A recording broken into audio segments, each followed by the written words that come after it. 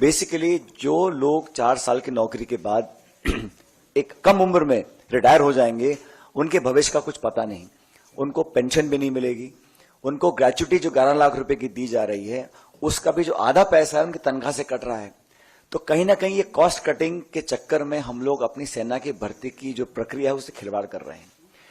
सबसे महत्वपूर्ण बात यह है जिसके बारे में आपको दीपेंद्र जी बताएंगे, जो राज्य ऐसे हैं जहां सबसे ज्यादा भर्तियां होती हैं, जहां लोग बहुत चाव से, शौक से और एक मातृभूमि की रक्षा करने की भावना से सालों तक प्रशिक्षण करते हैं, तैयारियां करते हैं और एक गांव में माहौल होता है कि हम फौज की भर्ती की तैयारी कर रहे हैं।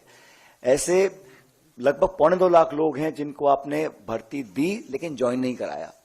उन्होंने बहुत लंबे समय से वो धरना देने अपनी मांग को रख रहे हैं। हम लोग कहना चाहते हैं कि अगर ये भारत सरकार G20 पे 4100 करोड़ रुपए खर्च कर सकती है, प्रधानमंत्री के हवाई जहाज के लिए 8400 करोड़ खर्च कर सकती है, सेंट्रल विस्ता प्रोजेक्ट के लिए 20,000 करोड़ खर्च कर सकती है और इस वर्ष सरकारी इश्तिहारों के लिए 6,500 करोड़ खर्च कर सकते हैं, तो मैं मानता हूं कि हम लोग सिर्फ पैसा बचाने के लिए अपनी भर्ती की पूरी प्रक्रिया से खिलवाड़ करें। ये भविष्य के लिए, हमारी आंतरिक सुरक्षा के लिए, हमारे भारत की इंटेग्रिटी सिक्योरिटी के लिए कहीं ना कहीं चैलेंज बन सकता है।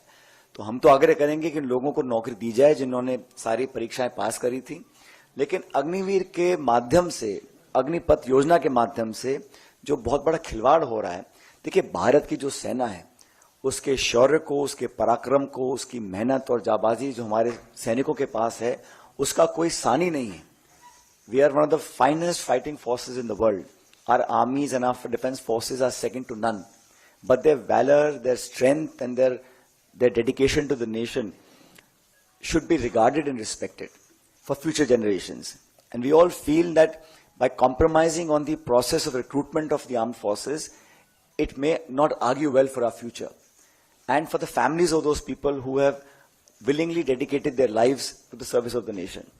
तो मुझे लगता है कि ये सरकार ने बहुत जल्दबाजी में किया है, हम लोग इसका विरोध करते हैं। और अभी जो राष्ट्रीय अध्यक्ष खड़गे जी हैं, मल्लिकार्जुन खड़गे साहब, उन्होंने राष्ट्रपति जी को चिट्ठी लिखी है जिसके बारे में आपको अभी बताया जाएगा। लेकिन हमें मानते हैं कि जो भर्ती की प्रक्रिया है उसको बहुत गैर जिम्मेदाराना तरीके से इस सरकार ने डील किया है और खुद जो सेना के अध्यक्ष रह चुके हैं, बड़े बड़े पदों पर रह चुके हैं, उन कई लोगों ने इस पर अपनी आपत्ति जाहिर करी है। तो कांग्रेस पार्टी उन नौजवानों के साथ है जो भविष्य में सेना के अंदर अपना भविष्य देखते हैं, उन सब लोगों के साथ हैं जो हमारी वर्दी पहनकर सरहदों पर खड़े होकर देश की रक्षा करते हैं। लेकिन भारत सरकार को इस प्रकार की स्कीम नहीं लानी चाहिए थी, हम इसके विरोध में हैं। और सबसे पहले हमारी मांग ये रहेगी कि जिन लगभग 2.25 लाख लोग ऐसे हैं जिन्होंने सारी परीक्षाएं पास करी थी, उनको सरकार ने अभी तक ज्वाइन नहीं कराया है।